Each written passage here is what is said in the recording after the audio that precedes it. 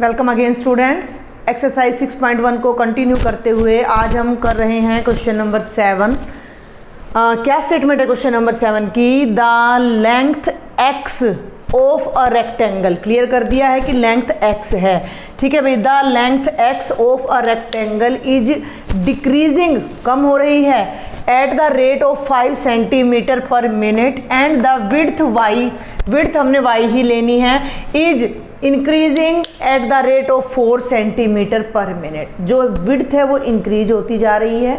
एक रेक्टेंगल है भाई हमारे पास, ये हमारे पास एक रेक्टेंगल है। ऐसा ही क्वेश्चन हम एग्जाम्पल में भी कर चुके हैं, जिसकी लेंथ को हमें कहा गया है कि हमने x सेंटीमीटर लेना है, विड्थ को हमने y सेंटीमीटर लेना है, और इसकी जो लेंथ और ब्रेड्थ या लेंथ और विड्थ हैं वो चेंज हो रही हैं। तो ये क्या कह रहा है कि length is decreasing and the width is increasing, और इसका इफेक्ट पेरीमीटर और एरिया पर क्या पड़ेगा वो हमने यहाँ पर डिस्कस करना है।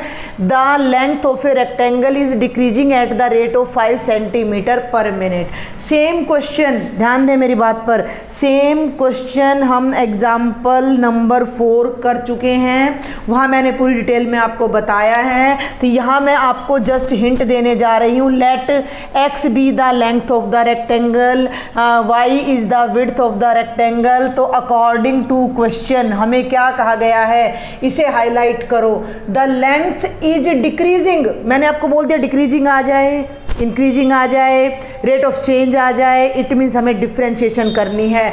और यहाँ पर ये देखो 5 सेंटीमीटर पर मिनट है, it means differentiation is with respect to time.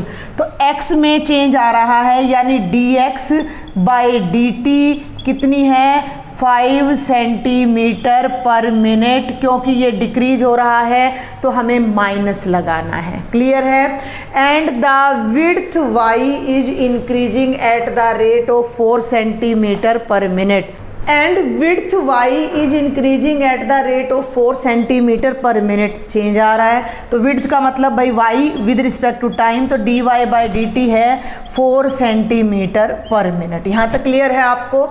When x is equal to 8 and y is equal to 6 centimetre, this is called particular case. इसके बारे में बेटा मैंने आपको बता रखा है कि इसको सबसे लास्ट में यूज करना है। Find the rate of changes of the perimeter and the area of rectangle. There are two parts. First part is हमें perimeter का rate of change लेना है, तो let P is the perimeter। तो perimeter हमारा क्या होता है भाई? 2 into length plus breadth। Length कितनी है? x है, ब्रेड्थ कितनी है? y है। तो पेरीमीटर हो जाएगा 2x प्लस 2y। अब हमें पेरीमीटर का रेट ऑफ चेंज निकालना है। पेरीमीटर लेंथ और ब्रेड्थ पर डिपेंड करता है, तो इसका क्या कर दो? डिफ्रेंशिएशन कर दो। Differentiating both sides with respect to t, तो ये हो जाएगा dp by dt is equal to 2x की डिफ्रेंशिएशन हो जाएगी dx बाई dt, 2y की डिफ्रेंशिएशन हो जाएगी dy by dt, dx by dt और dy बाई dt की वैल्यूज़ हमारे पास हैं, उन्हें यहाँ पुट कर दीजिए। 2 इंटू में -5 प्लस 2 इंटू में 4, ये आ गया -10 प्लस 8 दैट इज -2। -2 पेरीमीटर है, पेरीमीटर का जो यूनिट होती है वो सेंटीमीटर में होती है, तो -2 सेंटीमीटर पर मिनट। इस बात का क्या मतलब है? इस बात का मतलब है कि इस तरह से जब हम लेंथ को डिक्रीज कर रहे हैं और विड्थ को इंक्रीज कर रहे हैं तो पेरीमीटर डिक्रीज हो रहा है। तो आप एक लाइन यहाँ पर नीचे लिखना था, मैं यहाँ लिख रही हूँ कि which implies that perimeter is decreasing, perimeter is decreasing at the rate of 2 centimetre per minute. क्योंकि जो ये माइनस का साइन है ये जस्ट इस बात को दिखा रहा है कि the given factor is decreasing, जो कि हमारा पेरीमीटर है। अब हम इसके सेकंड पार्ट पे आ जाते हैं, वो भी बहुत ईजी है, हमने एग्जांपल में कर लिया है। एरिया का रेट ऑफ चेंज। अच्छा एक बात और रह जाती है अब यहाँ पर, जब x 8 है और y 6 है, अब भाई यहाँ तो ना तो x रखने की कोई गुंजाइश है ना y रखने की कोई गुंजाइश है, क्योंकि जो पेरीमीटर है that is independent of x and y, उसमें x और y कहीं यूज ही नहीं हो रहा है। तो जब हमारा x 8 है, जब x 8 है और y 6 है, उस केस में भी dp बाई dt हमारा -2 सेंटीमीटर पर मिनट ही रहेगा। तो ये आप यहाँ मेंशन कर दीजिएगा, बिकॉज पेरीमीटर पर आप ये समझो ना कि पेरीमीटर के अंदर एक्स और वाई कहीं आ ही नहीं रहा। इट मीन्स पेरीमीटर का जो रेट ऑफ चेंज है that is independent of X and Y. अब हम एरिया पर आ जाते हैं। एरिया क्या होता है रेक्टेंगल का? Length into breadth. Length into breadth का मतलब X into Y. Length X है, ब्रेड्थ वाई है। जब हम डिफ्रेंशिएशन करेंगे तो dA बाई dt। अब यहाँ ध्यान दो, u इंटू वी, तो first function as it is differentiation of second plus second function as it is differentiation of first. Now put the value of dy by dt and dx by dt। dx by dt -5, dy by dt +4। तो x into -5 plus y उल्टा कर दिया मैंने, yes dy by dt +4 है तो x into +4 और y into -5। तो ये हो जाता है 4x minus 5y dA by dt इतने सेंटीमीटर स्क्वेयर पर minute. This is the rate of change of area. अब हम इसमें पर्टिकुलर केस भी डिस्कस करते हैं कि जब आपकी x की वैल्यू 8 है और y की वैल्यू 6 है तो 4 इंटू 8 माइनस 5 इंटू 6, 4 8 जा 32 माइनस 5 6 जा 30, 32 माइनस 30 आप करोगे तो ये आ रहा है 2 सेंटीमीटर स्क्वेयर पर मिनट। तो आप यहाँ लिख सकते हो कि the area is increasing at the rate of 2 centimetre square पर मिनट। सेम एग्जाम्पल भी हमने किया है, तो आई थिंक क्वेश्चन बहुत ही ईजी था ये। चलिए बेटा अब हम डिस्कस करते हैं question number 8। A balloon which always remains spherical. देखो क्लियर बोल दिया उसने कि एक बैलून है जो स्फेरिकल रहेगा, यानी हमें स्फीयर के जो भी फॉर्मूला है वो यूज़ करने हैं।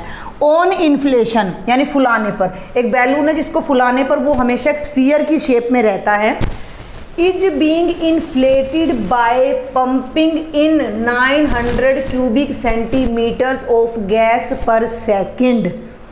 सारा खेल स्टेटमेंट का है, स्टेटमेंट समझ आ जाती है तो इन क्वेश्चंस में कुछ भी नहीं है। स्टेटमेंट से आपने जस्ट ये समझना है कि what is given and what we have to calculate. ठीक है, ये क्या कहता है कि एक बैलून है जिसको इन्फ्लेट यानी इसमें हवा भर के उसको फुलाया जा रहा है तो वो स्फेरिकल रहेगा। स्फेरिकल का मतलब है भैया हमने स्फीयर के फॉर्मूले यूज़ करने हैं। ठीक है, आगे बढ़ूं तो is being inflated by pumping in, उसके अंदर पंप की जा रही है हवा। कैसे? यहाँ है सारा खेल। 900 cubic centimetre of gas per second. इसको अगर मैं शॉर्ट में लिखूं तो ये है 900 सेंटीमीटर क्यूब पर सेकेंड। अब जब ये जो सेंटीमीटर क्यूब आ रहा है ये किस चीज़ को इंडिकेट करता है? ये बैलून की वॉल्यूम को इंडिकेट करता है। ठीक है भाई, जब उसके अंदर हवा भरेंगे, देखो सिंपल सी बात है, जब भी आप किसी बैलून में हवा भरोगे तो एक तो उसका रेडियस चेंज, फूलेगा तो रेडियस चेंज हो रहा है, उसका एरिया भी चेंज हो रहा है और उसकी वॉल्यूम भी चेंज हो रही है। तीनों चीज़ें चेंज हो रही हैं, रेडियस भी चेंज होता है, सरफेस एरिया भी चेंज होता है और उसकी वॉल्यूम भी चेंज होती है। और इन सब को इसने सेकंड दे दिया तो यानी कि dr बाई dt तो हो जाता है rate of change of radius with respect to t। da by dt कर रहे हैं तो भैया rate of change of area with respect to t, और dv बाई dt कर रहे हैं तो with respect to volume with respect to t। ठीक है, और यहाँ आपने एक बात और ध्यान रखने की, रेडियस की यूनिट हमेशा सेंटीमीटर पर मिनट या सेंटीमीटर पर सेकंड मिलने वाली है। एरिया की यूनिट सेंटीमीटर, मीटर, किलोमीटर जो भी है स्क्वायर में मिलने वाली है, और वॉल्यूम की हमेशा क्यूब्स में आपको मिलने वाली है। तो ये अगर बातें आपको क्लियर हैं तो यहाँ से आप स्टेटमेंट से क्वेश्चन को इजीली कर सकते हो कि मैं जल्दी से इसको एक बार कंप्लीट करती हूँ। पहले find the rate at which, find the rate, वो रेट निकालो eight which the radius is increasing. ठीक है, dr बाई dt आपने निकालना है। तो आप, मैं देखो इनके हिंट्स दूंगी मैं आपको। Let r be the radius of the spherical balloon, v be the volume of the spherical balloon and according to question हमें dv बाई dt दे रखा है 900 सेंटीमीटर क्यूब पर सेकेंड, और हमें रेडियस का रेट ऑफ चेंज निकालना है यानी dr बाई dt फाइंड करना है। तो भाई वॉल्यूम से रेडियस, रेडियस से वॉल्यूम हम इजीली जा सकते हैं। तो वी नो वी नो कि वॉल्यूम क्या होती है स्फीयर की, 4/3 pi r cube, differentiating with respect to t, तो ये हो जाएगा dv/dt। देखो 4/3 कांस्टेंट है, पाई कांस्टेंट है, आर क्यूब की डिफ्रेंशिएशन करोगे तो 3r² dr/dt, 3 से 3 कैंसिल हो जाएगा। dv/dt की वैल्यू आपके पास ऑलरेडी गिवन है, इसके प्लेस पर आप रखो 900 इज इक्वल टू, ध्यान दें, 4πr² इंटू dr/dt। हमें dr/dt निकालना है तो 4πr² को डिनोमिनेटर में ले आओ, 900/4πr² is equal to dr/dt। ये आ गया आपका रेडियस का rate of change, the rate at which radius increases. और अब आप पर्टिकुलर केस ले लीजिए, व्हेन r इज 15, तो आप उस वैल्यू को यहाँ रख दीजिए, व्हेन r इज 15। जब r 15 है तो आपका dr/dt क्या होगा, 900, पाई को मत रखना, लंबा हो जाता है क्वेश्चन, 900/4πr² का मतलब 15 2 टाइम्स आ रहा है, तो 15 × 15, ठीक है, कैंसिल करूं, 15 6 जा 90, 0, 15 4 जा 60, और भाई 4 से 4 कैंसिल हो गया, ये आ गया 1/π सेंटीमीटर पर सेकंड।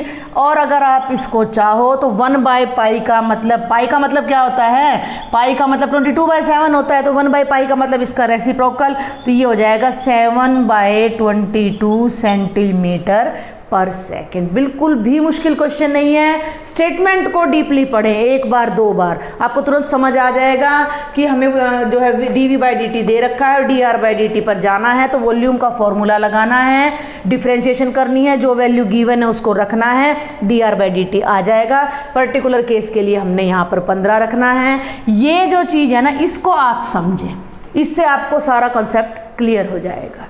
अब हम करने जा रहे हैं question number 9।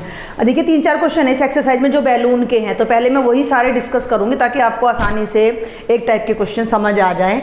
A balloon which always remains spherical, ठीक है, ये हमने लास्ट क्वेश्चन में भी पढ़ा है, has variable radius, radius very कर रहा है यानी बार बार चेंज हो रहा है, रेडियस चेंज होगा तो वॉल्यूम चेंज होगी, एरिया चेंज होगा, हम डिस्कस कर चुके हैं। Find the rate at which its volume is increasing, ये इंक्रीजिंग है, वॉल्यूम इंक्रीजिंग का रेट निकालना है, यानी कि वॉल्यूम की डिफ्रेंशिएशन करनी है विद रेडियस, यानी कि dr। बस मैं आपको बार बार एक ही चीज़ पे फोकस करवा रही हूँ, रीड द स्टेटमेंट केयरफुली कि कौन सा फंक्शन, भाई y और x जब हम लेते हैं तो y को x के रिस्पेक्ट में डिफरेंशिएट कर रहे हैं, तो कौन सा जो हमारे पास वेरिएबल है वो डिपेंडेंट है, कौन सा वेरिएबल इंडिपेंडेंट है, ये लेके चलना है। तो हमें वॉल्यूम का रेट ऑफ चेंज निकालना है, यानी वॉल्यूम की डिफरेंशिएशन करनी है। अब 2 बातें मैंने आपको बताई हैं कि वॉल्यूम रेडियस के साथ भी चेंज होती है और टाइम पर भी डिपेंड करती है, वॉल्यूम रेडियस का भी फंक्शन है, टाइम का भी फंक्शन है। अगर आपको विद रिस्पेक्ट टू टाइम दे रखा है तो differentiation with respect to time करनी है, लेकिन इसने यहाँ क्लियर कट कह रखा है कि विद रिस्पेक्ट टू रेडियस। तो इतना आसान क्वेश्चन है ये आपका कि let R be the radius, volume अभी अभी हमने की है 4/3 पाई आर क्यूब। अब हमें dv/dt नहीं निकालना है, अब हमें dv/dr निकालना है। आप यहाँ लिखोगे differentiating both sides with respect to r, तो ये हो जाएगा 4/3 कांस्टेंट है, पाई कांस्टेंट है, और r क्यूब की डिफरेंशिएशन क्या हो जाएगी 3r², 3 से 3 कैंसिल, और dv/dr आपका आ रहा है 4πr²। इसकी यूनिट क्या लगेगी, ऊपर वॉल्यूम है, वॉल्यूम होती है सेंटीमीटर क्यूब में, रेडियस होता है सेंटीमीटर में, तो सेंटीमीटर क्यूब पर सेंटीमीटर। सिंपल सा क्वेश्चन था।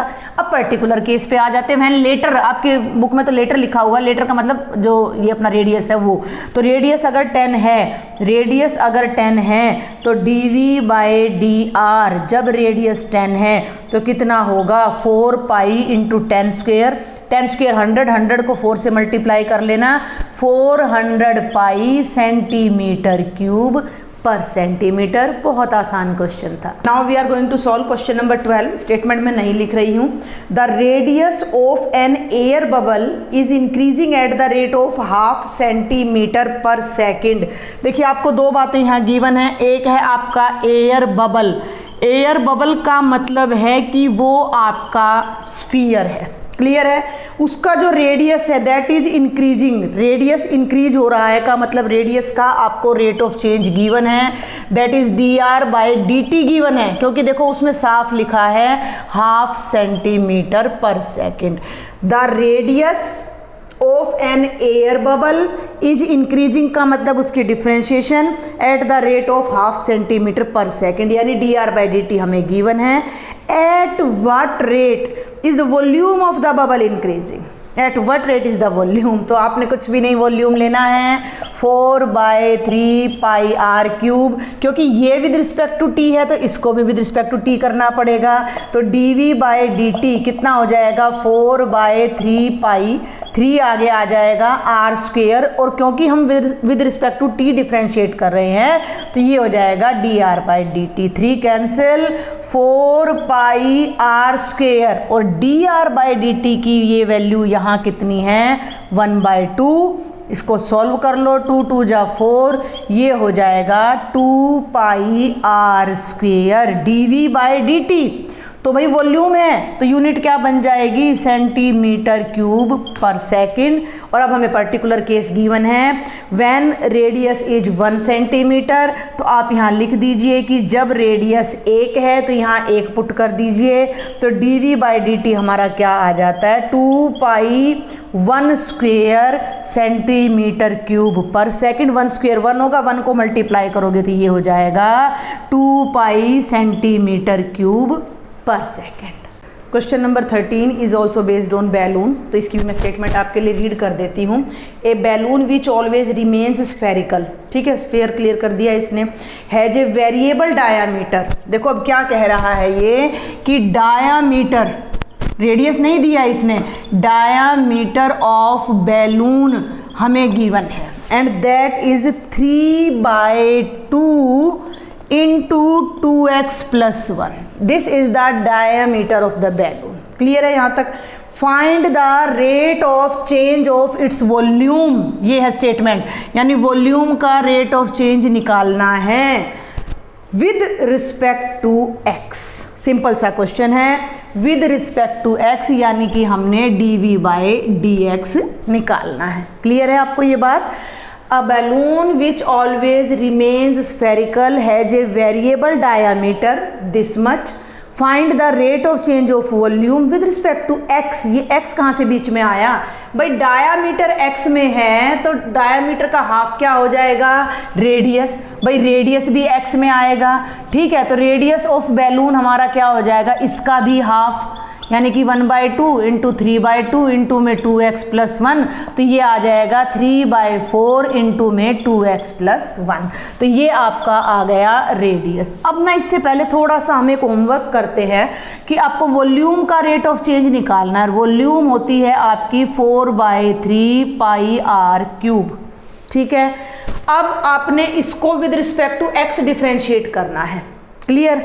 तो या तो आप इसको with respect to x differentiate करो, dr/dx निकालो जैसे dr/dt निकालते थे, और उस चीज़ को यहाँ पर यूज करो। अदरवाइज रेडियस की वैल्यू को वहाँ पर यूज करो, फिर डायरेक्ट आप इसको डिफरेंशिएट कर सकते हो, वो ज़्यादा इजी रहेगा। देखो नाउ कैलकुलेशन दोनों में उतनी ही पड़ेगी आपको। Now volume of sphere is equal to v कितनी होती है 4/3 पाई r क्यूब। r की वैल्यू को यहाँ पर पुट कर दीजिए, तो ये हो जाएगा 4/3 इंटू 3/4, ठीक है। ये चलो पहले तो पाई था, मैंने यहाँ पाई को बीच में लेना था। देखो जरा एक बार ध्यान से, 4/3 इंटू पाई, और रेडियस का क्यूब, रेडियस क्या है 3/4 इंटू 2x प्लस 1 का होल क्यूब। मेरा लॉजिक समझ आ रहा है? देखो अभी तक आप निकाला करते थे dv/dt, जिसमें dr/dt आपको गिवन होता था। तो या तो आप क्या करें कि dr/dx यहाँ से निकाल ले, मैं वो मेथड भी आपको बता दूंगी, और फिर यहाँ से dv/dx निकाल ले। अदरवाइज वॉल्यूम रेडियस पर डिपेंड है, डिफरेंशिएशन हमने x में करनी है, तो हम क्यों ना यहाँ रेडियस की वैल्यू रख दे, तो वॉल्यूम पूरी की पूरी x में बदल जाएगी और फिर हम विद रिस्पेक्ट टू x इसको डिफरेंशिएट कर देंगे। तो ये बन गया 4/3 पाई, ये देखो 3 का क्यूब 27, 4 का क्यूब 64 और ये हो गया 2x + 1 क्यूब, ये 16, 3 9 जा और वॉल्यूम आ गई 9π/16 इंटू 2x + 1 की पावर 3। अब इसे आप डिफरेंशिएट कर दीजिए विद रिस्पेक्ट टू x, तो ये क्या आ जाएगा, इधर कर देती हूँ, इधर पता नहीं दिख रहा है कि नहीं आपको, dv/dx आपका क्या आएगा, ये कांस्टेंट एज इट इज 9π/16, ये आगे आ जाएगा 3x की पावर n इंटू में 2x + 1 स्क्वेयर और 2x + 1 का डेरिवेटिव फिर से 2 आ जाएगा, 2 8 जा 16, 3 9 जा 27/8 pi into 2x + 1 square centimetre cube, और रेडियस में है तो पर सेंटीमीटर। ये आपका क्वेश्चन है, थोड़ा सा चेंज है, मुश्किल नहीं कहूँगी मैं। आपको डायामीटर गिवन था, डायामीटर को हाफ किया तो आपका रेडियस आ गया।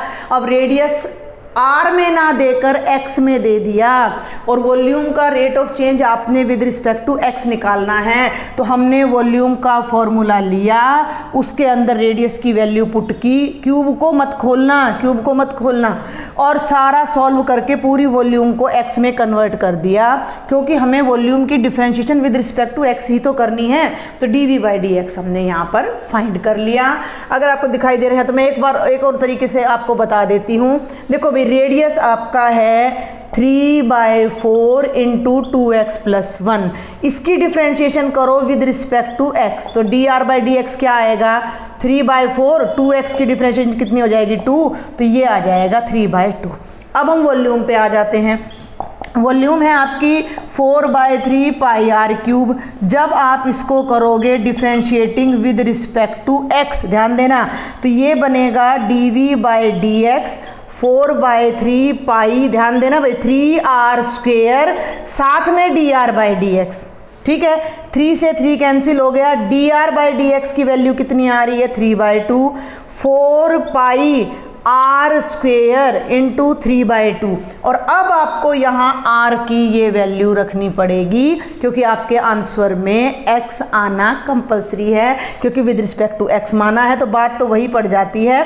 तो ये तो हो गया 6πr², और इसके बाद अब आप यहाँ 6π और r का स्क्वायर करोगे, तो r का स्क्वायर हो जाएगा 9/16 इंटू 2x + 1 का स्क्वायर, ये 2 3 जा 6, 2 8 जा 16, 9 3 27, 27/8 पाई इंटू 2x + 1 स्क्वायर। तो आप दोनों में से जिस मेथड से आपका मन करे आप कर सकते हो, answer will always be same. Let's start question number 10 now.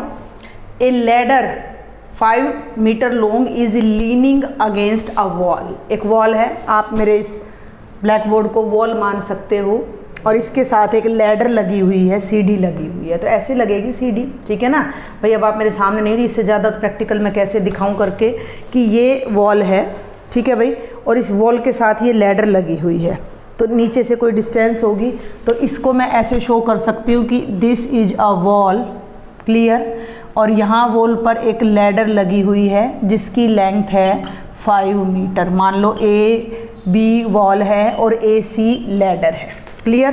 तो ये कोई ना कोई डिस्टेंस होगी इसके फुट और इसके वॉल के फुट के बीच में, BC, क्लियर। तो ये क्या कहता है, a ladder 5 metre long is leaning against a wall. एक वॉल के अगेंस्ट एक लैडर खड़ी है। The bottom of the ladder is pulled along the ground away from the wall at the rate of 2 centimetre per second, ठीक है। The bottom of the ladder, ये bottom है भाई। अब ये मेरा पेन है, 1 मिनट भाई बुक रखते हैं, ये मेरा पेन है, इसको अगर मैं लैडर मान लूँ तो इसको यहाँ से ऐसे खींचा जा रहा है, ठीक है, इसको ऐसे खींचा जा रहा है। तो जैसे ही आप इस लैडर को खींचोगे तो ये दीवार के साथ, देखो हम ऐसे लेते हैं इसको, ये वॉल है, ये लैडर है, तो इनके बीच में ये डिस्टेंस है। अब यहाँ से कोई बच्चा पकड़ के इस लैडर को ना दीवार के साथ साथ ऐसे खींचता जा रहा है, खींचता जा रहा है, ठीक है। तो ये जो डिस्टेंस है ये तो बढ़ रही है, और ये दिख रहा है आपको, और ये जो ऊपर से जो डिस्टेंस है वो लैडर की दीवार के साथ वो कम होती जा रही है। Understand my point. इस चीज़ को आपने समझना है कि भाई ये सीढ़ी ऐसे दीवार के साथ लगी हुई थी, और ये हमारा ज़मीन है, ये हमारी ज़मीन है, ये हमारा ग्राउंड है, ये वॉल है, ठीक है। या हम दोनों को ही पेन से ड्रॉ कर लेते हैं, ये वॉल है और भाई ये ज़मीन है, और ये लैडर यहाँ तक लगी हुई है, ये लैडर यहाँ तक ऐसे लगी हुई है, सीढ़ी लगी हुई है यहाँ तक। क्लियर है भाई। अब एक बच्चे ने पकड़कर फुट से पकड़ा और ग्राउंड के साथ ऐसे खींचना शुरू किया। क्लियर, खींचना शुरू किया तो क्या होगा। अब जब 1 मिनट भाई, अब मैं पेन चेंज करूँगी, तो जब उसने लैडर को, जो ऐसे लैडर थी, ठीक है, ये डिस्टेंस लैडर की x थी, ध्यान से समझना, ये डिस्टेंस जो लैडर की थी ये y थी, ये तो 5 है, सीढ़ी तो फिक्स है, इसकी लेंथ तो फिक्स है 5 है। अब बच्चे ने, किसी ने पकड़कर इसको ऐसे खींचा तो ये डिस्टेंस चेंज हो गई, बढ़ गई, और ये जो डिस्टेंस है वो यहाँ तक आ गई लैडर, यहाँ तक आ गई लैडर, तो ये डिस्टेंस इसकी कम हो गई और ये डिस्टेंस इसकी बढ़ गई। ये कहानी चल रही है, समझ रहे हैं आप मेरी बात को, कि the ladder is leaning against a wall, एक दीवार के साथ एक लैडर लगी हुई है। The bottom of the ladder, इसकी बॉटम को पकड़कर खींचा गया है, pulled along the ground away from the wall at the rate of 2 centimetre per second. तो अब आपको ये सारी बातें यहाँ पर लिखनी पड़ेंगी कि let A C be the ladder, let A C be the ladder. तो ए सी की लेंथ कितनी है आपकी, 5 मीटर है। ए बी वॉल है, A B is the wall, तो ए बी भी आपको मानना पड़ेगा। मान लिया मैंने कितनी है, ये y मीटर है, तो ए बी भी मैंने मान लिया कितना है, y मीटर है। लेट, ठीक है, और बी सी जो कि वॉल के फुट और लैडर के फुट के बीच की डिस्टेंस है वो मैंने ले ली x मीटर। कोई डाउट यहाँ तक आपको? आगे बढ़ें। अब जैसे ही कोई इसको लैडर को नीचे से पुल कर रहा है तो ये x में चेंज आ रहा है, जब ये इधर जा रहा है तो x में चेंज आ रहा है, और वो चेंज हमें गिवन है कि it is taking away from the wall at the rate of 2 centimetre per second. ये जो चेंज आ रहा है x में, अकॉर्डिंग टू क्वेश्चन हमें गिवन है कि dx/dt है 2 सेंटीमीटर पर सेकेंड। कहानी समझ आ रही है आपको? भाई ये कहानी समझ आएगी तभी आप क्वेश्चन कर सकोगे। तो dx/dt है 2 centimetre per second. How fast is it's height on the wall, wall पे अभी मैंने जो डायग्राम बनाया था कि भाई लैडर इतनी हाइट पे थी तो यहाँ से डिक्रीज होके लैडर यहाँ आ गई और इधर चली गई, तो ये बढ़ गया और ये डिक्रीज हो गया। तो ये हाइट कितनी तेजी से डिक्रीज हो रही है, इस हाइट को आपने क्या माना है, y माना है। तो असल में हमने क्या निकालना है, dy/dt को आपने फाइंड करना है। ये हमारा क्वेश्चन है। When the foot of ladder is 4 metre away from the wall, यानी कि जब x 4 है, ये हमारा क्वेश्चन है। क्लियर है आपको यहाँ तक? लैडर है तो ये राइट एंगल ट्रायंगल बन रहा है। अब मेन प्रॉब्लम क्या है कि सब चीज़ें क्लियर हो गई, हमने इस डिस्टेंस को x मान लिया, इसका रेट ऑफ चेंज dx/dt था जो कि 2 सेंटीमीटर पर सेकंड हो गया। वॉल की हाइट को हमने y मान लिया, सीढ़ी की लंबाई 5 मीटर दे रखी है, हमें dy/dt निकालना है कब, जब ये दूरी 4 है। सारी बातें क्लियर हो गई। फंक्शन कहाँ है जिसको हम डिफ्रेंशिएट करें, हमें तो y का रेट ऑफ चेंज निकालना है, तो y की तो कोई वैल्यू गिवन नहीं है, y और x के बीच में कोई रिलेशन गिवन नहीं है, y और x का कोई फंक्शन गिवन नहीं है, तो वो फंक्शन अब आपने बनाना है। This is a right angled triangle and we can apply Pythagoras theorem on right angle triangle. तो in right angled in right angled triangle ABC using Pythagoras theorem आप लिख लीजिएगा, hypotenuse square is equal to base square plus perpendicular square. तो मैं लिख सकती हूँ AB square plus BC square is equal to AC square. ये हो गया AB कितना है y square plus x square, AC कितना है 5, तो 5 का स्क्वायर हो जाएगा 25। ये फंक्शन आ गया। इसको अब आप डिफ्रेंशिएट कर दो विद रिस्पेक्ट टू t। देखो ध्यान से 2y dy/dt plus 2x dx/dt बराबर है कितना आ गया 0। 2 यहाँ भी है 2 यहाँ भी है, इसको उधर ले जाना तो ये हो जाएगा y dy/dt प्लस x, और dx/dt की वैल्यू ये आपको दे रखी है कितनी है 2 इज इक्वल टू 0। तो अब हम यहाँ से आगे बढ़ते हैं, y dy/dt प्लस 2x, तो इस 2x को राइट में ले जाओ तो ये हो जाएगा -2x, और dy/dt हमारा आ जाएगा -2x/y सेंटीमीटर पर सेकंड। माइनस क्यों आ रहा है? क्योंकि यहाँ से जो लैडर की लेंथ है वो क्या हो रही है, डिक्रीज हो रही है। क्लियर है ये यहाँ से आपको? अब हम आगे बढ़ते हैं। अब एक पर्टिकुलर केस और रह जाता है कि जब x 4 है तो यहाँ x की जगह 4 रख दो। भाई x तो 4 है, ये y की वैल्यू भी मांग रहा है। जब x 4 है तो y भी निकालना पड़ेगा, क्योंकि जो इसकी डिक्रीज है, जो हाइट की डिक्रीजिंग रेट है वो x और y दोनों पे डिपेंड कर रहा है, और हमारे पास y की वैल्यू नहीं है। तो जब x 4 है तो आप इसको यूज करेंगे, फिर से पाइथागोरस थ्योरम को यूज करेंगे। Put x is equal to 4 in first. ध्यान से देखें तो ये क्योंकि रिलेशन है भाई इनके बीच में, y square plus 16 is equal to 25। 25 में से 16 जाएगा तो 9 आएगा, और 9 का अंडर रूट करेंगे तो हम केवल 3 लेंगे, माइनस का 3 नहीं लेंगे क्योंकि हम वॉल की लेंथ ले रहे हैं। तो x 4 आ गया, y 3 आ गया, उसको अब आप यहाँ पर पुट कर दो फ्रॉम सेकेंड। तो dy/dt आपका आ जाएगा -2 इंटू 4/3 यानी कि -8/3 सेंटीमीटर पर सेकेंड। और लास्ट में आप लिखेंगे, इधर ही लिख देती हूँ मैं, the height is decreasing, the height of ladder against the wall.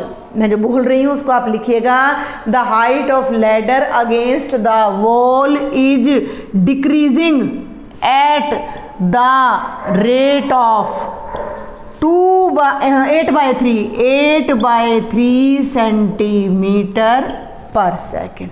तो इस क्वेश्चन में जो नई चीज़ हमें सीखने को मिली है वो ये है कि आपको रिलेशनशिप ही गिवन नहीं था, फंक्शन ही गिवन नहीं था, जिसे हमने पाइथागोरस थ्योरम यूज़ करके बनाया, फिर डिफ्रेंशिएट किया, और फिर गिवन रिजल्ट को यूज करके हमने dy/dt फाइंड किया। अभी हमारे इस एक्सरसाइज के केवल 2 क्वेश्चन रह जाते हैं। Question number 11 and 14 both are different. मुश्किल नहीं कहूँगी मैं, मुश्किल बिल्कुल भी नहीं है ये exercise if you understand the statement. तो क्या क्वेश्चन है, a particle moves along a curve 6y is equal to x³ plus 2। भाई ये आपको एक कर्व दे दिया, कर्व दे दिया का मतलब आपको एक फंक्शन मिल चुका है y में, तो आप इसको लिख लीजिए साथ साथ, given curve is 6y is equal to x³ plus 2। ठीक है, कोई दिक्कत नहीं। Find the points on the curve. अब क्वेश्चन को पढ़ें, find the points on the curve. Curve है, हम एक इमेजनरी कर्व बना लेते हैं भाई, कोई भी कर्व ऐसे हमारा बन गया। ठीक है, कुछ और बना लेते हैं थोड़ा, ये आपका कोई भी कर्व ऐसे बन गया आपका। ठीक है भाई, find the points on the curve. इस कर्व पे वो पॉइंट्स फाइंड करो, पॉइंट्स यानी मोर देन 1 पॉइंट है, एट विच, जिस पॉइंट पर y coordinate is changing 8 times, 8 गुना, as fast as the x coordinate. ये अपने टाइप का पहला क्वेश्चन है जो इस एक्सरसाइज में आया है, मुश्किल बिल्कुल भी नहीं है। हमें इस कर्व पर ऐसे पॉइंट्स निकालने हैं जहां y कोऑर्डिनेट में जो चेंज आ रहा है। अब भाई y कोऑर्डिनेट में चेंज आने का क्या मतलब है बेटा, dy/dt इज 8 टाइम्स, वो 8 गुना है, as fast as x coordinate, यानी जितनी तेजी से एक्स कोऑर्डिनेट में चेंज आ रहा है उससे 8 गुना तेजी से वाई में चेंज आ रहा है। ये हमारा क्वेश्चन है। तो यहाँ मान लीजिए कि ये कोई पॉइंट P है एक्स वाई, तो हम लिख सकते हैं कि अकॉर्डिंग टू क्वेश्चन, ठीक है ना। तो लेट, पहले पॉइंट लेते हैं, let P x y is the point satisfying given condition, ठीक है। Let x y is the point satisfying given condition, और वो कंडीशन क्या है?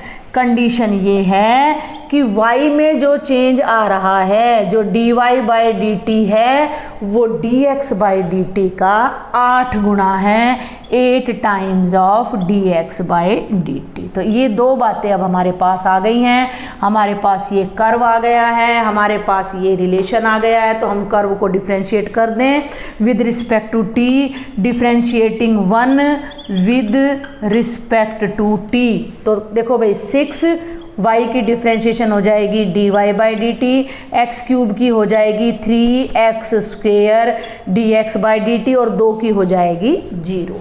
अब आपको एक चीज़ को यहाँ पर यूज करना पड़ेगा, dy बाई डी टी की वैल्यू को यहाँ हम यूज कर लेते हैं फ्रॉम सेकंड। ध्यान दो, 6 dy बाई डी टी की जगह मैं लगा दूँ 8 into d x by d t, और इधर हमारा है 3x square d x by d t, d x by d t से d x by d t cancel, 6 8 जा ये कितना आ गया, यहाँ करती हूँ पहले मैं, 48 इज इक्वल टू कितना आ गया, 3x स्क्वेयर। ठीक है, हो गया हमारा question.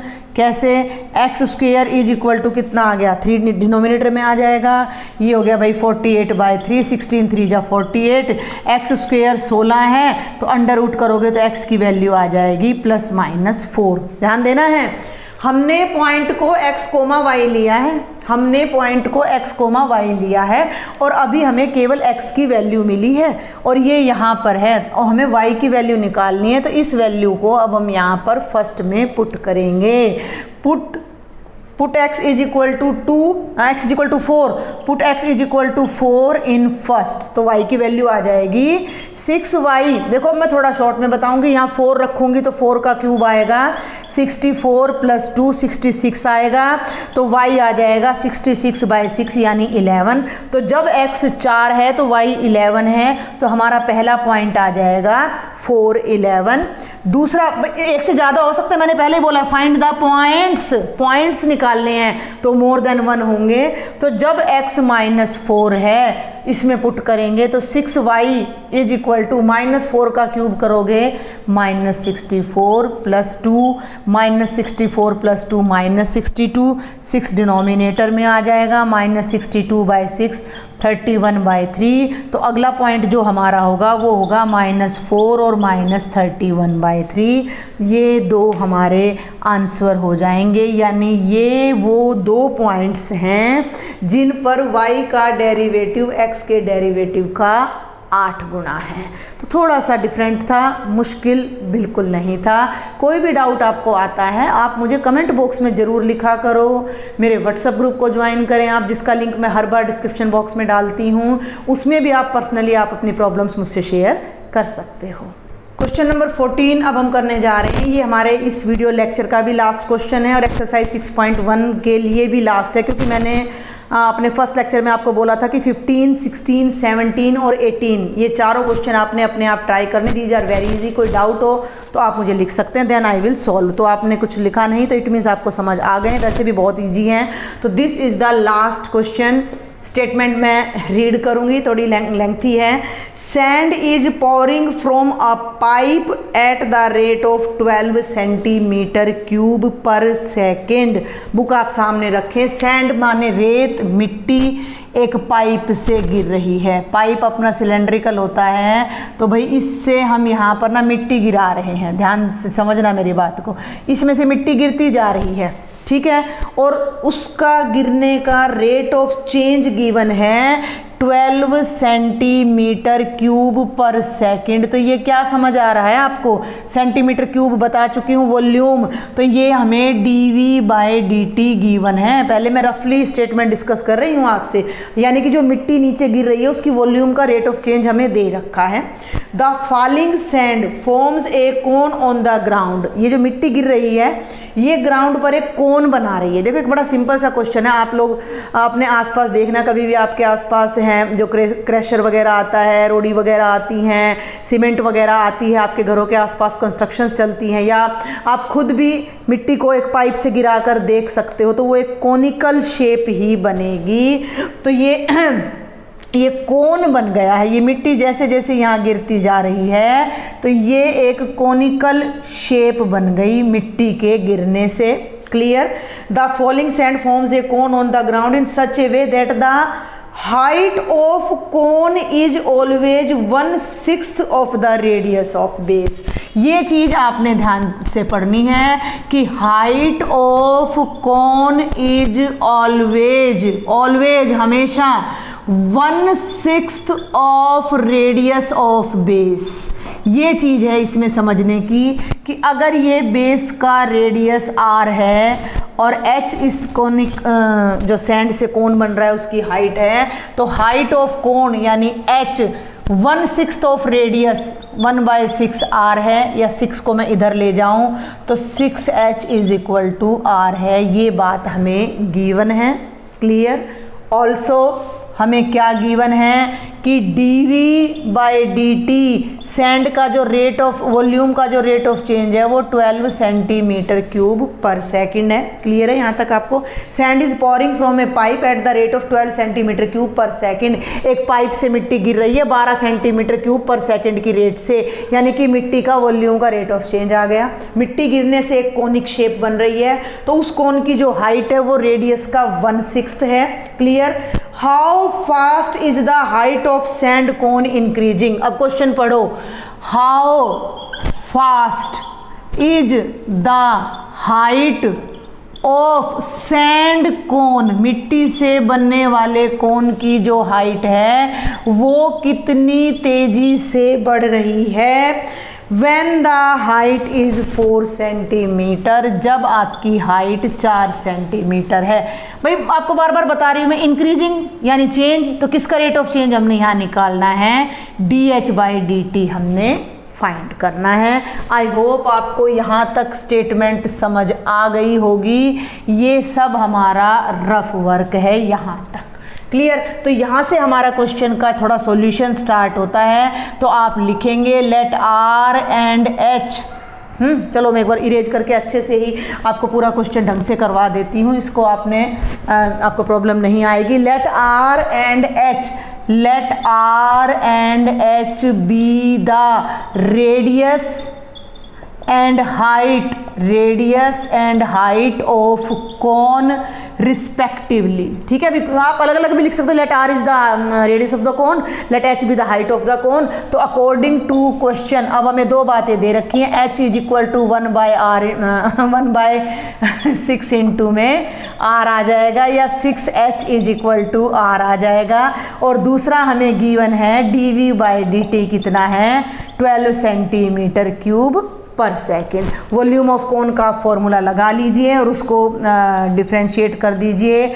Volume of cone V कितनी होती है, πr²h। ठीक है, नहीं 1/3 πr²h, 1/3 πr²h। अब देखो हमें dV/dt पता है और dH/dt निकालना है, और वॉल्यूम के फॉर्मूले में भाई R भी आ रहा है और H भी आ रहा है। तो आप क्या करो कि इसकी हेल्प से R को H में कन्वर्ट कर दो, क्योंकि हमें dH/dt ही चाहिए। तो यहाँ पर ये बन जाएगा π/3, R की जगह लगा दो 6H का स्क्वेयर इंटू H। वॉल्यूम आ जाएगी π/3, ये हो जाएगा 36, H² इंटू H³ 12, वॉल्यूम आ जाएगी 12πh³। Got it. ये पॉइंट आपने पहले पकड़ना है। वॉल्यूम आ गई 12 पाई एच क्यूब। अब हम वॉल्यूम को with respect to t differentiate कर देंगे तो हमें d h by d t मिल जाएगा। तो ये इसको यहाँ मैं सॉल्व कर रही हूँ। Volume is equal to 12 pi h cube, differentiating with respect to t तो d v by d t हो जाएगा 12 pi into 3h square into d h by d t. D v by d t की value कितनी है 12 centimetre है, तो यहाँ 12 लगा दो। 12 is equal to 12 pi into 3h square d h by d t. बेटा 12 से 12 कैंसिल हो जाएगा, ये सारी टर्म डिनोमिनेटर में आ जाएगी।